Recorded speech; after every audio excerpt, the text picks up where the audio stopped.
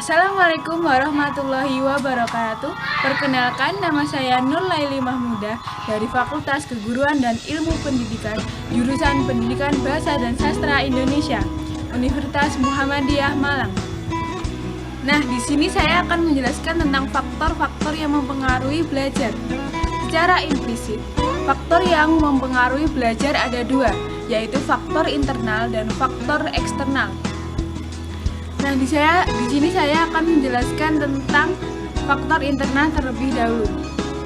Faktor internal meliputi kondisi jasmani dan suatu keadaan fungsi-fungsi fisiologis. Faktor fisiologis sangat menunjang atau melatar belakangi aktivitas belajar. Keadaan jasmani yang sehat akan lebih baik daripada keadaan jasmani yang kurang sehat. Supaya menjaga keadaan jasmani kita tetap sehat, nutrisi di dalam tubuh kita harus tercukupi. Apabila kadar makanan di dalam tubuh kita kurang, menyebabkan keadaan jasmani kita lemah dan mudah mengantuk dan cepat lelah. Faktor psikologis yaitu faktor yang mendorong atau memotivasi belajar. Faktor-faktor tersebut antara lain, yang pertama adalah adanya keinginan untuk tahu, yang kedua adalah agar mendapat simpati orang lain, yang ketiga adalah untuk memperbaiki kegagalan, yang keempat adalah untuk mendapatkan rasa aman. Nah, selanjutnya saya akan menjelaskan tentang faktor eksternal. Faktor eksternal adalah faktor yang berasal dari luar diri anak yang ikut mempengaruhi belajar anak. Faktor tersebut antara lain faktor orang tua, sekolah, maupun masyarakat. Yang pertama adalah faktor yang berasal dari orang tua. Faktor yang berasal dari orang tua adalah sebagaimana cara orang tua mendidik terhadap anaknya. Orang tua juga harus memperhatikan belajar anak secara langsung maupun tidak langsung, dan memberikan arahan-arahan apabila terjadi tindakan kurang tertib dalam proses belajarnya. Yang kedua adalah faktor dari sekolah.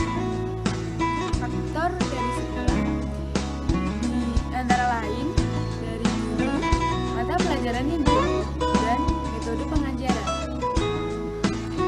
Faktor yang berasal dari sekolah kebanyakan menjadi penyebab kegagalan belajar anak. Hal ini disebabkan kebanyakan dari anak-anak memusatkan pada pelajaran yang disukainya saja, sehingga memperoleh nilai yang tidak diharapkan. Keterampilan dan kemauan tidak lepas dari campur tangan orang lain. Oleh karena itu, tugas guru untuk membimbing anak sangatlah penting. Yang ketiga adalah faktor yang berasal dari masyarakat. Faktor ini sangat kuat pengaruhnya terhadap pendidikan anak. Mendukung atau tidak mendukung, faktor masyarakat ikut mempengaruhi hasil belajar anak. Yang selanjutnya adalah faktor yang berasal dari masyarakat. Faktor ini sangat kuat pengaruhnya terhadap pendidikan anak. Mendukung atau tidak mendukung terhadap perkembangan anak, faktor masyarakat ikut mempengaruhi hasil belajar anak. Selain faktor internal dan faktor eksternal, ada faktor lain yang mempengaruhi hasil belajar anak. Yang pertama adalah minat. Minat adalah sesuatu yang disukai oleh anak dan ditekuni.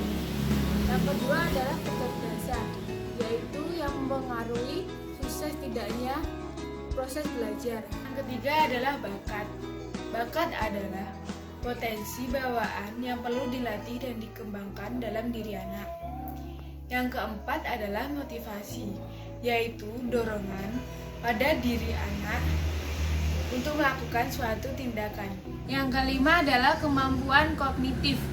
Kemampuan kognitif adalah kemampuan penalaran yang tinggi yang membantu belajar siswa dengan baik. Yang selanjutnya adalah faktor lingkungan. Faktor lingkungan dapat meliputi faktor alam maupun faktor lingkungan sosial. Dan selanjutnya adalah faktor instrumen. Faktor instrumen meliputi kurikulum, program, sarana dan fasilitas, guru dan tenaga pengajar. Lingkungan yang dapat mempengaruhi belajar. Faktor-faktor lingkungan, hal yang dapat mengganggu perkembangan mental anak, baik terjadi dalam lingkungan keluarga, sekolah, maupun masyarakat. Gangguan yang terjadi bisa saja muncul akibat kesalahan pola asuh terhadap anak dan tekanan keluarga.